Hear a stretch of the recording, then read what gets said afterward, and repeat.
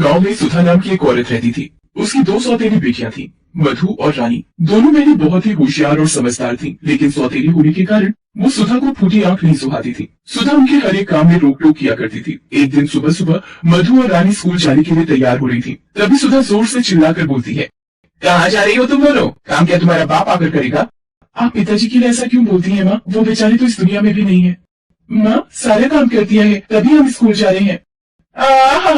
बड़ी आई स्कूल जाने वाली। स्कूल जाकर कौन सा कलेक्टर बन जाओगी? पहले खाना बना, फिर जहाँ जाकर मरना है मर। माँ तब तो हमें स्कूल जाने में देर हो जाएगी। उसकी बात सुनकर सुधा मधु को एक थप्पड़ मारती है। तुझे सुनाई कम पड़ता है क्या? जो कहा है वो कर, नहीं तो तुम दोनों का स्कूल जाना भी बंद करवा दूंगी। दोनों बहनों के लिए पढ़ाई बहुत ही अहमियत रखती थी, क्योंकि वो जानती थी कि पढ़ लिख कर ही जीवन बदला जा सकता है। इसलिए उन्होंने सुधा की बात मानी, फिर स्कूल गई। ये अलग बात है कि देर से स्कूल पहुंचने के कारण मास्टर जी से उन्हें थोड़ी डांट भी पड़ी। पढ़ाई खत्म करके जब वे दोनों स्कूल से लौटी, वो दोनों अभी सांस भी नहीं ले पाई थी कि फिर से सुधा ने पूरे घर के बर्तन और कपड़े उनके सामने डाल दिए। कर लिया ना पूरे दिन स्कूल में टाइम पास? चलो अब दोनों काम पर लग जाओ। जी माँ। देखो, माँ कहकर मुझे मत बुलाया करो, मैं तुम्हारी माँ नहीं हूँ। और हाँ, ये काम खत्म हो जाए तो रात का खाना भी बना लेना। पूरे दिन की थकी हारी दोनों बहनें काम में लग गई। काम खत्म करके वो दोनों खाना खाने बैठती ही है कि तभी उनका सौतेला भाई गुड्डू उनको परेशान करने लगता है और उनको खाना नहीं खाने देता। पहले तो वो उसे समझाती है, लेकिन वो नहीं मानता। तब रानी गुस्से में गुड्डू को एक थप्पड़ मार देती है। गुड्डू जोर जोर से रोने लगता है। गुड्डू की आवाज सुनकर सुधा भागते हुए आती है। क्या हुआ गुड्डू, तू रो क्यों रहा है? माँ, रानी दीदी ने मुझे थप्पड़ मारा। ये सुनकर सुधा गुस्से से भर जाती है और वो रानी के बालों को पकड़कर खींचती हुई बोलती है, तूने मेरे बच्चे को हाथ कैसे लगाया? मुफ्तखोर, मैं तेरे दोनों हाथ ही तोड़ दूंगी, चल मेरे साथ। तभी मधु रानी का बचाव करती है और कहती है, माँ रानी की कोई गलती नहीं है। गुड्डू हमें बार बार परेशान कर रहा था, वो हमें खाना नहीं खाने दे रहा था, इसलिए रानी ने उसे थप्पड़ मार दिया। बड़ी आई मधु की वकील बने। अच्छा, एक दिन रानी खाना नहीं खाती तो क्या भूखे मर जाती? चल अब इसे मैं बताती हूँ। 2 दिन तक कमरे में भूखे प्यासे बंद रहेगी, तब इसकी अक्ल ठिकाने आएगी। सुधा रानी को कमरे में बंद कर देती है और बाहर आ जाती है। रानी बेचारी भूखी प्यासी कमरे में बंद रहती है। रात को मधु धीरे से रानी को 2 रोटी और चटनी खिड़की से कमरे में देकर आ जाती है, पर सुधा मधु को कमरे के बाहर देख लेती है और फिर दोनों को बुरी तरह से मारते हुए बोलती है, चोरी सीख रही हो तुम दोनों बहनें? तुम्हें क्या लगता है मैं अंधी हूँ? मुझे नहीं दिखता तुम दोनों क्या कर रही हो? पता नहीं वो कौन सी घड़ी थी जब इनका बाप इन दोनों मनहूसों को मेरे मत्थे मरकर चला गया। धीरे धीरे समय बीतता जाता है, तीनों बड़े हो जाते हैं। जहाँ एक और मधु और रानी पढ़ाई में बहुत अच्छा कर रहे होते हैं, वहीं दूसरी ओर गुड्डू का मन पढ़ाई से कोसों दूर रहता है। एक दिन की बात है, गुड्डू कहीं बाहर से आता है और सुधा से जोर से चिल्लाते हुए बोलता है, माँ मुझे एक नया फोन चाहिए। मेरे सारे दोस्तों के पास नया मोबाइल है, मुझे भी चाहिए। नया फोन? कहाँ से लाऊं मैं नया फोन? अभी मेरे पास बिल्कुल भी पैसे नहीं है। वो सब मैं नहीं जानता, मुझे नया फोन चाहिए तो चाहिए। गुड्डू की जिद को देखते हुए सुधा रानी को आवाज देती है। रानी रसोई में खाना बना रही थी। सुधा की आवाज सुनकर वो आती है। रानी सुन, कल जो तुम दोनों बहनों को स्कॉलरशिप के पैसे मिले हैं ना, वो मुझे ला कर दे। स्कॉलरशिप के पैसे? लेकिन क्यों माँ? गुड्डू को नया फोन दिलवाना है। पर माँ वो तो हम दोनों की पढ़ाई के पैसे हैं। सबसे पहले तो तू मुझे माँ कहना बंद कर। अगर मैं तेरी सगी माँ होती, गुड्डू तेरा सगा भाई होता, तो क्या तभी तो इस तरह से इनकार करती? सच ही कहा है, सौतेला सौतेला ही रहता है। सुधा की बात सुनकर रानी भावुक हो जाती है और सारे पैसे गुड्डू को दे देती है। लेकिन गुड्डू के शौक उस फोन पर खत्म नहीं होते। थोड़े दिनों बाद ही वो फिर से सुधा के पास आता है और बोलता है, माँ मुझे नई बाइक लेनी है। मैं गरीबों की तरह बस में धक्के खाकर कॉलेज नहीं जा सकता। मेरे सारे दोस्त बाइक से कॉलेज आते हैं। अरे बाइक कोई 2 पैसे की चीज तो नहीं है ना कि मांगा और हाजिर हो गया।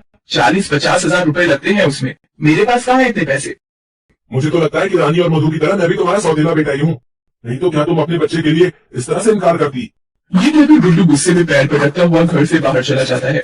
उसके जाने के बाद, ठीक ही तो कहता है गुड्डू, एक ही तो बेटा है मेरा, उसके लिए मैं एक बाइक भी नहीं ले सकती। मैं कल ही उसे बाइक दिला दूंगी, लेकिन उसके लिए मुझे जयंती लाल से फिर से उधार लेना पड़ेगा। उसके बाद सुधा रानी को बुलाकर कहती है कि वो जयंती लाल से मिलकर आती है, तब तक तुम दोनों बहनें खाना बनाकर रखना। उसके जाने के बाद दोनों बहनें बातें करती है। मुझे तो बहुत चिंता हो रही है, माँ जयंती काका से कर्जा लेने वाली है, वो भी गुड्डू की बाइक के लिए। चिंता तो मुझे भी बहुत हो रही है। माँ का पहले का कर्ज ही नहीं उतरा और अब ऊपर से और कर्ज ले रही है। अगले दिन ही गुड्डू की नई बाइक आ गई। गुड्डू अब अपनी माँ की कमजोरी समझ गया था। वो जानता था कि उसकी माँ उसे बहुत प्यार करती है, वो उसकी मांग किसी न किसी तरह पूरा करेगी ही। लेकिन उसकी हर दिन की नई नई मांग ने सुधा को गले तक कर्ज में डुबो दिया था। अब तो उसे भी चिंता होने लगी थी कि इतने सारे पैसे वो अब कैसे चुकाएगी। एक दिन की बात है, शाम का समय था। गुड्डू घर पर नहीं था। तभी सुधा के दरवाजे पर किसी की दस्तक हुई। सुधा ने दरवाजा खोला तो देखा कि जयंती लाल अपने 2-3 लोगों के साथ उसके दरवाजे पर खड़ा है। कौन सी तारीख है आज? 3। कितने महीने हो गए तुम्हें ब्याज के पैसे दिए हुए? वो मैं जल्दी चुका दूंगी, थोड़ी मोहलत दे दीजिए मुझे। अरे कितना मोहलत दे दूं तुझे? अब जब तेरे मरने का दिन आएगा तब मेरे पैसे वापस करेगी क्या? जयंती लाल के मुंह से अपनी माँ के लिए ऐसी बातें सुन दोनों बहनों का पारा चढ़ गया। काका, आप हमारी माँ से ऐसी बात नहीं कर सकते। अरे तुझे बाहर किसने आने को कहा? तू अंदर जा। नहीं माँ, मैं अंदर नहीं जाऊंगी। देख रानी, मैं फ्री में पैसे बांटने का काम नहीं करता। तेरी माँ ने मुझसे कर्ज लिया है, वही मांग रहा हूँ। कर्ज लिया है इसका क्या मतलब कि हम आपके गुलाम हो गए? आपका जो मन में आएगा वो कहेंगे हमें। काका, हम आपके सारे पैसे धीरे धीरे करके लौटा देंगे, हमें थोड़ी और मोहलत दे दीजिए। जयंती लाल ने एक और तारीख दे तो दी, लेकिन साथ ही ये कहा कि हर एक महीने की इस तारीख को ब्याज के पैसे नहीं दिए तो अंजाम भुगतने के लिए तैयार रहना। दूसरी ओर गुड्डू को जब ये सारी बातें पता लगी तो वो उल्टा सुधा पर ही चिल्लाने लगा। अरे क्या जरूरत थी तुम्हें इतने पैसा उधार लेने की? एक तो मैं हूँ जो कटौती में अपना जीवन काट रहा हूँ, एक एक चीज के लिए तरसता हूँ, और एक तुम हो जो लाखों का कर्जा माथे पर लेके बैठी हो। अरे तुम तो आज ही कल मर जाओगी, फिर ये सारा कर्जा मेरे माथे पर छोड़कर जाओगी तुम। कहाँ से चुकाऊंगा मैं ये सारा पैसा? गुड्डू की बात सुनकर सुधा की आंखें भर आई। जिस बेटे के लिए उसने इतना सब किया वही बेटा आज उसे भला बुरा कह रहा है। वो ये सदमा बर्दाश्त नहीं कर पाई और उसे गुड्डू के सामने ही हार्ट अटैक आ गया। लेकिन गुड्डू माँ की परवाह किए बिना अपनी बाइक से घूमने निकल गया। मधु और रानी अपनी माँ को लेकर अस्पताल आई। कुछ दिन अस्पताल में रहने के बाद सुधा की छुट्टी हो गई।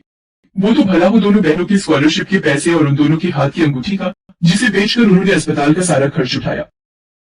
उन दिनों दोनों बहनों ने अपनी माँ की खूब सेवा की, लेकिन गुड्डू एक दिन भी अस्पताल नहीं आया। सुधा की आंखें उसे खोजती रही, लेकिन वो तो अपनी ही दुनिया में मस्त था। सुधा के घर पहुंचने के बाद, माँ तुम यहाँ बैठो, मैं तुम्हारे लिए एक गिलास पानी लेकर आ रही हूँ। मेरी बच्चियों, तुम दोनों मुझे माफ कर दो। मैंने तुम लोगों के साथ हमेशा सौतेला व्यवहार किया, लेकिन तुम दोनों मुझे अपना मानती रही। अगर तुम दोनों आज ना होती तो शायद मैं भी नहीं होती। ऐसा मत कहो माँ। वो अभी ये बातें कर ही रहे थे कि रानी के चीखने की आवाज आई। सुधा और मधु अंदर गए तो देखा कि गुड्डू माँ के बक्से का ताला तोड़ रहा था, जिसमें माँ के कुछ पुराने गहने रखे थे। सुधा ने ये देखा तो उसे एक थप्पड़ खींचकर मारा। मार क्यों रही है मुझे? तेरे मरने के बाद तो ये मेरा ही है, चल मुझे दे। ये कहकर उसने सुधा को धक्का दे दिया। रेखा और मधु ने ये देखा तो खींचकर उसे भी थप्पड़ मार दिया। माँ को धक्का दिया तूने? तेरी इतनी हिम्मत कैसे हो गई? उसकी हिम्मत मैंने ही बढ़ाई है बेटी। उसकी हर जायज नाजायज मांग को पूरा कर, लेकिन अब नहीं। निकल, अभी निकल तू यहाँ से। आज से मेरा कोई बेटा नहीं, मेरी सिर्फ 2 बेटियां हैं, 2 बेटियां। ठीक है जा रहा हूँ। मुझे भी लेना तुम भिखारियों के पास। सुधा ने गुड्डू को घर से निकाल दिया। तमाम उम्र जिसने जिन बेटियों को पराया समझा वही उनकी अपनी निकली। रेखा और रानी ने काम कर धीरे धीरे माँ का सारा कर्ज उतार दिया। मानसी एक 8 साल की छोटी बच्ची, जिसके मम्मी पापा दोनों नहीं थे, वो अपनी चाचा चाची के साथ रहती थी। मानसी, ओ मानसी, अभी तक तेरे से झाड़ू नहीं लगी, और देख बारिश हो रही है, जैकेट छत से सारे कपड़े भी उतार कर ला। अभी आती हूँ चाची, बारिश बहुत तेज हो रही है, क्या करूँ? जल्दी जल्दी कपड़े उतार लेती हूँ, नहीं तो चाची फिर मारेगी। दीपा बिटिया, ये ले तेरा दूध, वो भी बादाम वाला, गरम गरम पी ले, बारिश का मौसम है। चाची कपड़े उतार कर रख दिए हैं, मुझे भूख लगी है, कुछ खा लूं? पहले बाजार जाकर ये सामान लाला की दुकान से लेकर आ, फिर कुछ खाना। चाची बारिश बहुत तेज हो रही है, कुछ देर बाद चली जाऊं? बारिश इतनी तेज भी नहीं है जो तू बह जाएगी, चुपचाप लेकर आ सामान। मानसी तेज बारिश में सामान खरीदने चली जाती है और बुरी तरह भीग जाती है। ये क्या, पूरी चीनी बारिश में भिगोती? अब तू नहीं बचेगी मेरे हाथों से।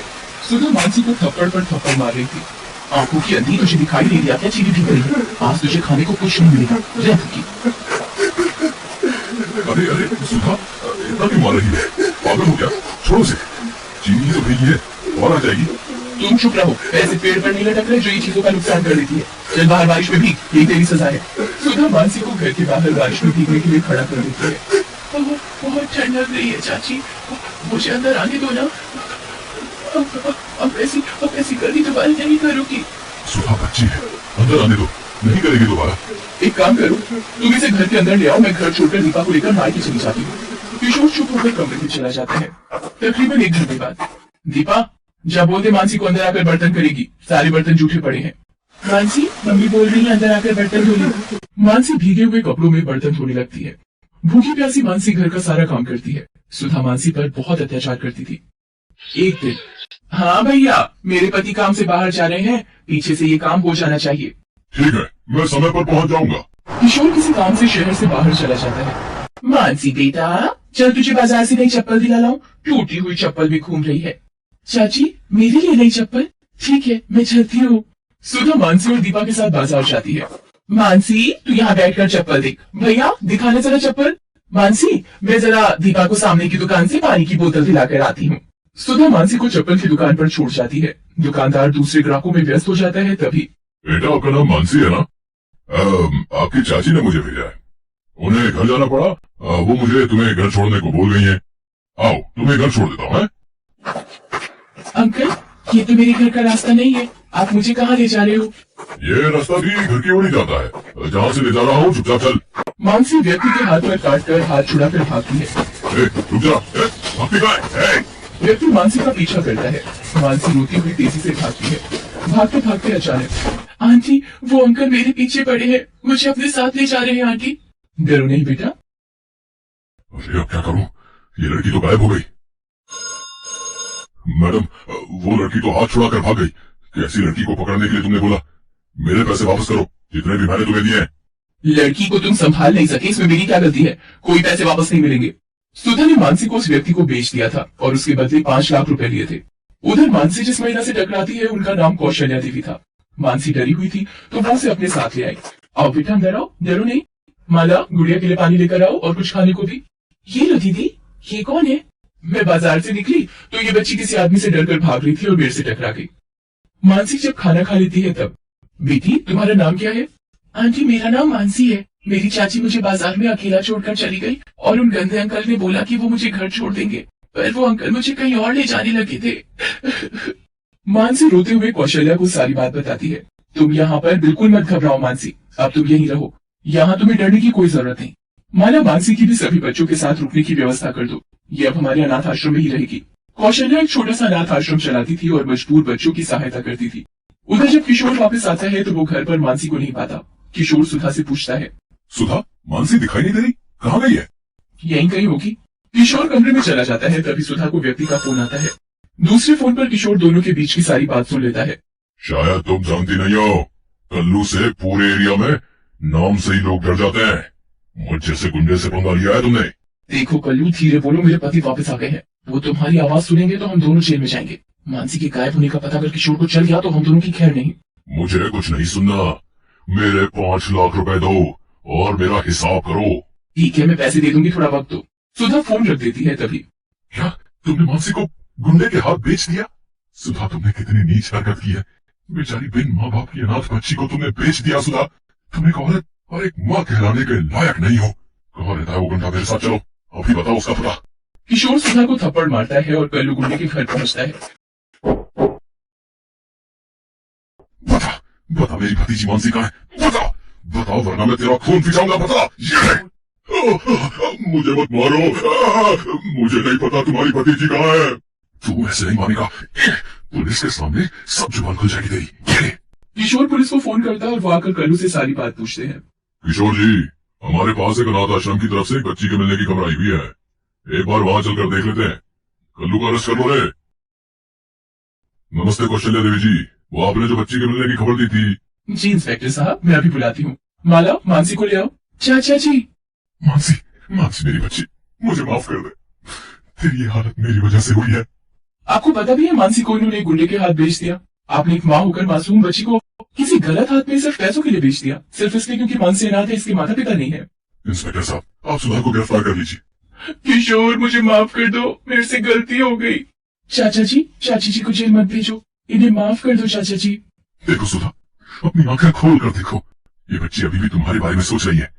कौशल्या जी, अगर आज आप ना होती तो मानसी का क्या होता? कौशल्या जी, आपका बहुत बहुत धन्यवाद। किशोर जी, अनाथ बच्चों की सहायता के लिए मैं सदा तैयार हूँ, इसलिए ही इस अनाथ आश्रम में हर मजबूर बच्चे को सहायता मिलती है।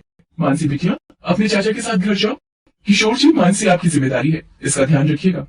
मानसी, मुझे माफ कर दो बिटिया, मैं अब कभी तुम्हें माँ की कमी महसूस नहीं होने दूंगी। मानसी खुशी खुशी अपने चाचा चाची के साथ घर चली जाती है। कौशल्या देवी की वजह से आज मानसी सही सलामत अपने घर वापस पहुंच गई थी।